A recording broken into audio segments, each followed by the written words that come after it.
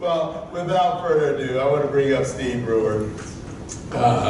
The great mindset as far as for his company and everything else. So, Steve, you're queued up over there? I am. Okay. So Steve 3's going live. That's right. Steve 3.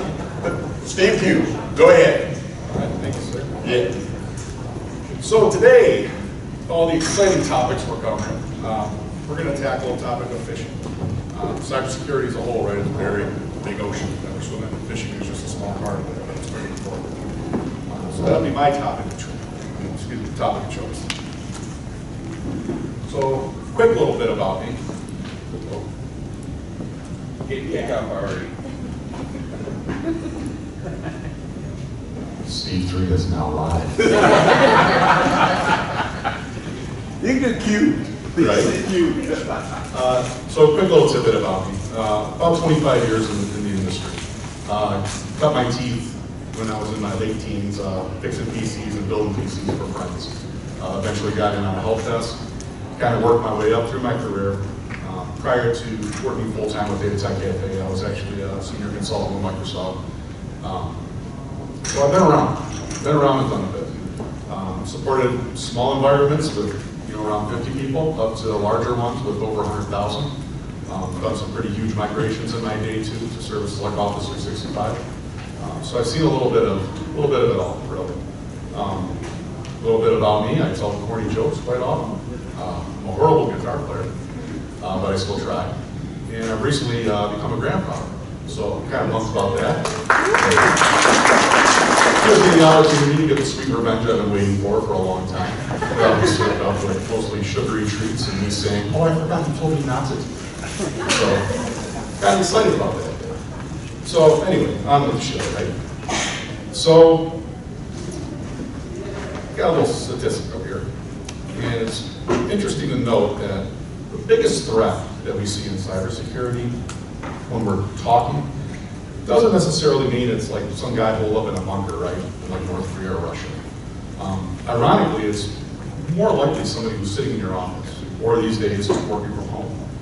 And they take up this little space that's between the chair and the keyboard. It's the end users. They're generally the ones who are clicking on things or going places that's causing something bad to happen. In the past, you used to really worry about them going to like a malware website, right? They might download something, might fire something off. Oh crap, the computer's got a virus, the computer is down, right? That was just a computer that was impacted. Now when you look at these phishing sites, they don't really care about the computer. The computer doesn't mean anything. What they want your login credentials, right? This is what they're after, because this is the key. This is the key to the kingdom. When you look at this kind of new normal that we're working with now, this hybrid approach, this kind of post-COVID, I can work from home, I can work in the office, I can work remotely on vacation, right? There's studies that show that it's good, there's studies that show it's bad, but one thing that has become relevant in this is that you don't pay as much attention, right? If you're working from home, you don't necessarily pay as much attention to what you're doing as you would when you're in the office, right? You're doing laundry. If you're like me, you got an Amazon package probably once a day, right? During COVID. And whereas you're working on something like a Word document, right, where you're typing something up, you can take a break, come back, see exactly where you left off, right? That's easy. But if you're coming back and just thumbing through emails real quick and firing off quick responses, you might miss something, right? You might misclick on something, you might fall victim to something. So, taking that into account, it's put you in a situation where ultimately, by the time you realize you may have done something wrong, it might be too late, right? So what's the impact of this? Always got to throw in the token slide, right? I got to throw the scary numbers at you. I got this information on Facebook, so you know it's legit. But you look at this, 43 billion lost globally in this time period. This isn't just attempts to get, like, somebody to get you a gift card, right? These are high dollar amounts. And these are situations that occur when maybe it's a wire transfer, something along those lines. Where does that money go? It goes overseas. If it goes overseas, that means it's gone. You're not getting that money back, right? So you look at incidents like this that are climbing and on the rise, right? right? That leads to more insurance claims, right? So with more insurance claims, now you're going to have to start looking at cyber insurance as something that's not optional, right? You have to do this. You have to go through the effort. So now you're doing a lot more in terms of checking boxes to satisfy requirements. And this was touched on earlier, and I'm glad you touched on this with the reputation bit. Your reputation is at risk, right? Think about it like this. If you have Sally in shipping, who gets compromised? Her credentials get leaked. Maybe they get the UPS account, right? Maybe they run up a couple $100 in charges. Okay, you can manage that. What if you're a sales organization? What if you have a sales agent that's managing 30 or 40 accounts for you? Somebody gets into their account. What kind of damage can they do? Right? They could email all your clients and say, hey, just want to let you know, we have new remittance information for payment. Right? Send it here. Or better yet, hey, you know your credit card on file with us? Information doesn't look right. Can you just go ahead and send that to me? Right? This is now outside of the four walls of your organization. Now it's scary, because now you're in full damage control. Right? Don't look behind the curtain at the Great Wizard of Oz. Right? No, it's out there now. So it's something that it's bigger than you think. And generally you don't realize that until it's too late, right? So I get it. I'm throwing scary numbers at you, right? And I'm telling you bad scenarios. Holy whatever. What do I do, right? I was going to do the expletive, but then I realized we were actually filming this. Or maybe you're not scared. Maybe you're not worried. Maybe you do have a sound security method in place. Maybe you have some of the things that we're talking about today, an incident plan for sure. And I hope you do. And I hope it's good, right? I don't want you to think, well, you know what, we don't really have anything, but you know what, we're a small organization. Doesn't really matter. I don't really have the budget for this. It's not a big deal. Think about it like this, though. If you were working for IBM, or a large company like that, right? Somebody took you for 10 grand. Okay. Go take this class, we'll check the box and we're good, right? Well, let's say you're a small organization. If somebody takes you for 10 grand, that's a pretty big hit, right?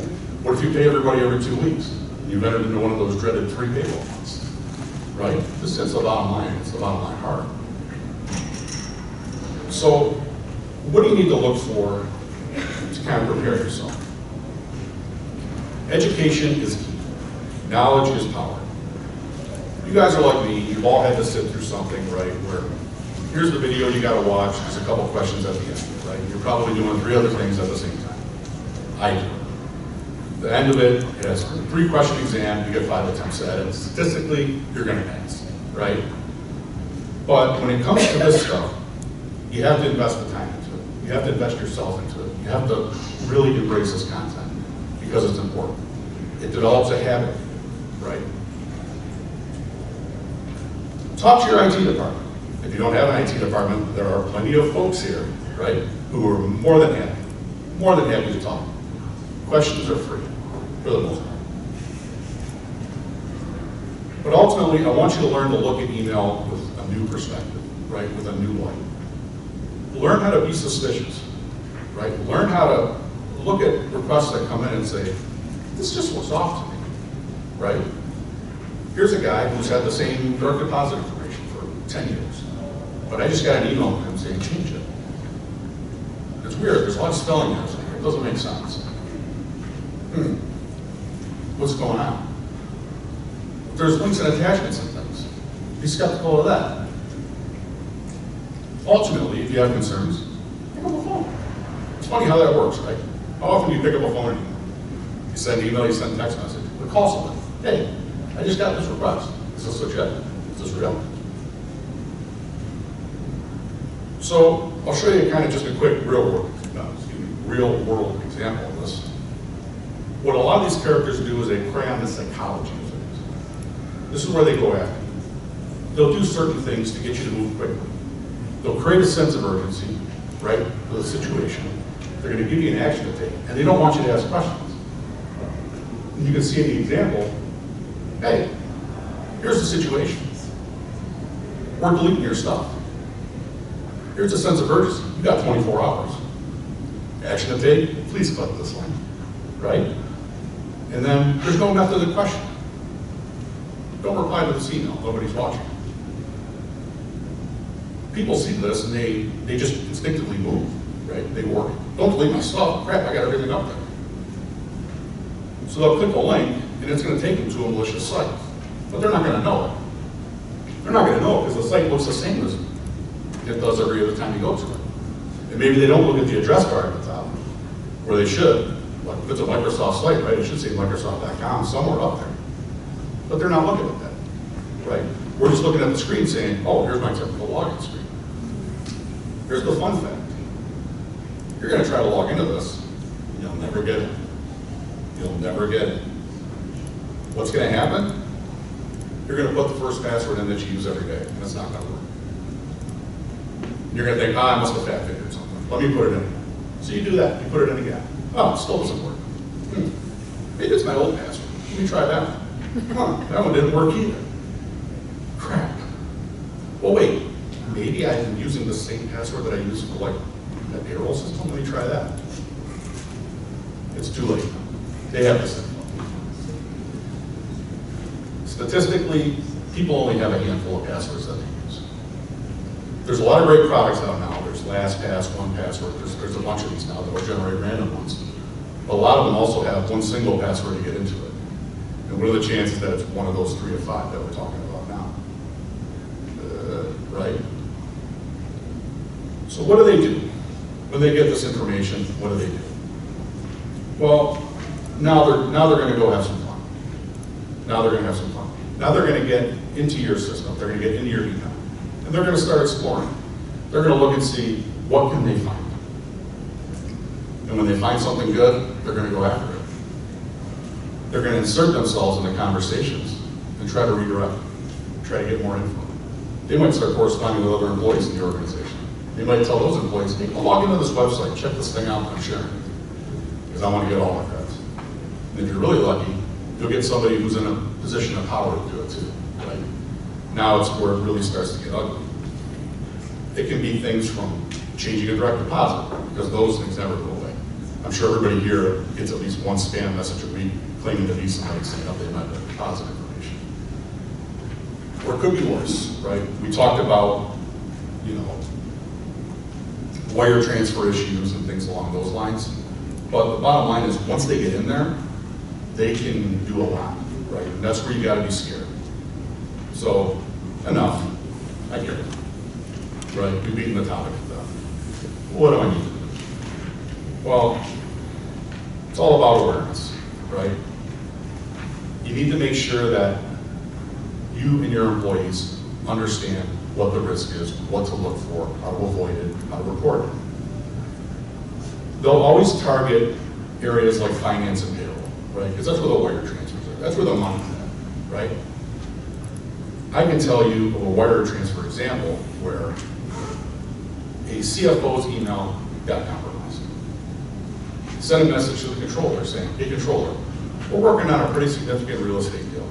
We're trying to get this thing closed ASAP. I need to wire $25,000 to this account number.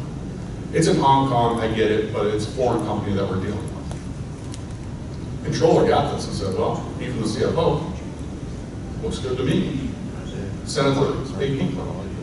AP clerk said, well, came from my CEO, down to my boss, must be legit. Sent them on. Nobody questioned anything. The moment they hit submit, that transfer, that money was gone. They weren't getting it back. They weren't getting it back. The irony here is these people all sat within 30 feet of each other. Nobody one time thought to just get up and say, is this legit? Right? Awareness has to be part of the job. There has to be a system of checks and balances in place to help account for situations like this, right? And if it's a wire transfer type of deal, you have multiple people who have to approve. Maybe one of them is not finance, maybe it's a CEO, right? Training for these types of things should also be part of everyday life and everyday culture, right? If you're onboarding a new employee, you're having them fill out a whole lot of paperwork, right? Listen, here's one other thing that I need you to do. Here's a 15-minute course I want you to take on awareness, right? And maybe as part of a performance plan, yeah, once a year, I want you to go through this course again. Maybe a couple times during the year, we're going to send out little simulations, little campaigns. Work with your IT staff, if you have IT staff, or work with your MSP of choice, or again, we're a lot of IT folks here that can help you out as well. But just doing little things with the tools you have today. You could have a banner that shows on top of every email you get that comes from outside the organization that just says, this email came from outside the organization. It's very easy for me to go create a Google Gmail account, look up who the CEO of the organization you work for is, change the display name to show that, and send a message in. And maybe I'll get somebody on the hook. But at the very least, they might see that come in, but also see this big message at the top saying, this came from outside, right? Let me take pause for a minute. Think about my training. Yeah, this might be bad. I should say something. The other big thing, and this was touched on earlier, and I'll touch on it again because it's that important. Multi-factor authentication. You're using this today. I'm pretty sure everybody in the room is using this today. And you might be using it to access your banking. You might be using it to access credit card information, making changes to your 401k site, things like that. They probably have some other method in place, and it might be a text message. Originally, multi-factor authentication was really focused around two things. Something you know, something you have. You know your password, you have a cell phone, right? Type your password in, you get a text message. Well, it's gotten even better. They've added more to it now. It's something you know, something you have, what you are. The robots will take over right now. This is like the biometrics thing. This is facial recognition of thumbprint. And where you are, location, geography based. Hey, here's a login attempt. The password's right, but they're trying to log in from Russia. No login. At the very least, this means if your password does get out there, if you do fall victim on one of these sites, you at least have an additional layer of protection there to help you. You have time. You have time to react, right? Another one, and this one is probably one of my favorites because I don't think it gets enough credit. Buy domain names. You have company.com, and that's great. But also look at picking up the domain names that are pretty close to yours. Maybe one character off, maybe there's a dash in it, maybe one character is misspelled. Buy these. There's a thing out there called typo squatting, and that's a real word. What happens is, a bad actor might go out, and they might purchase a domain name that's very close to yours. Very close. And they might try to phish you. And they might try to gain access to your credentials. I can tell you about a scenario where we're working with a client where this happened. And the way it transpired, they were able to get somebody high up in the organization to click on one of these links and give their credentials away. Bad actors got into this person's mailbox, started looking around, found the relevant conversations that were really financially driven, and started engaging in them. And then what they did was really clever. The new domain name that they bought that was one character off, they put it up on an email system over here, outside of the organization. They took an email conversation here, and they just added in a person over here. So now the email conversation moved over here. They took the original person out, so now they had no idea what was going on. And this conversation continued. I won't give you the exact number that it cost them, but I'll tell you it was 6 figures, and I'll tell you that the FBI had to get involved. To the best of my knowledge, they did not get that money back. But it was a lesson learned. It's a lesson learned. It's important that you look at what's out there to help you with this. And I know budget's always a thing, right? Budget's always, it's always the biggest obstacle to overcome. We never want you to wait until it's too late. But look at what's out there today to help your organization. Look at tools like enhanced NXT. And I don't mean just the junk email filter and outlook. Look at true services that this is their bread and butter, right?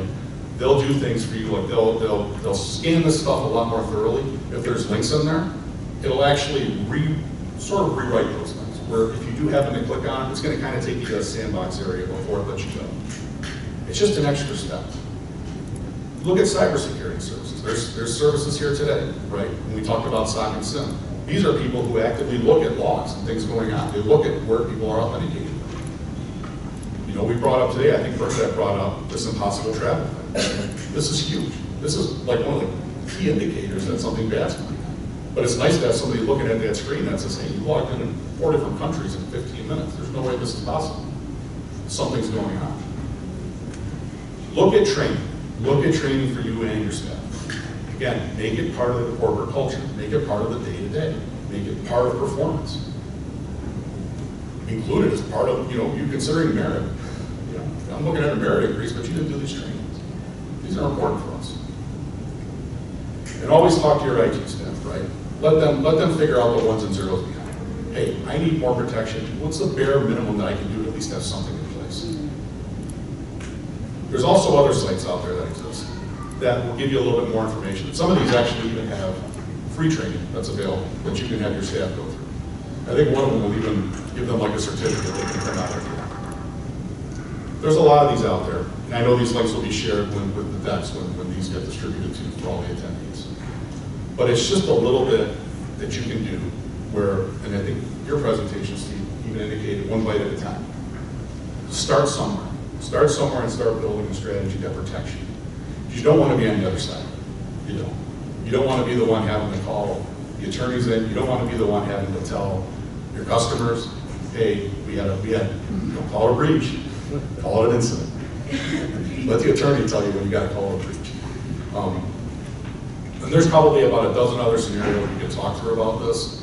In fact, if somebody wants to ask me later, I can give you a great example of a scenario where LinkedIn got used as a tool to find the right people to engage. And an incident occurred there.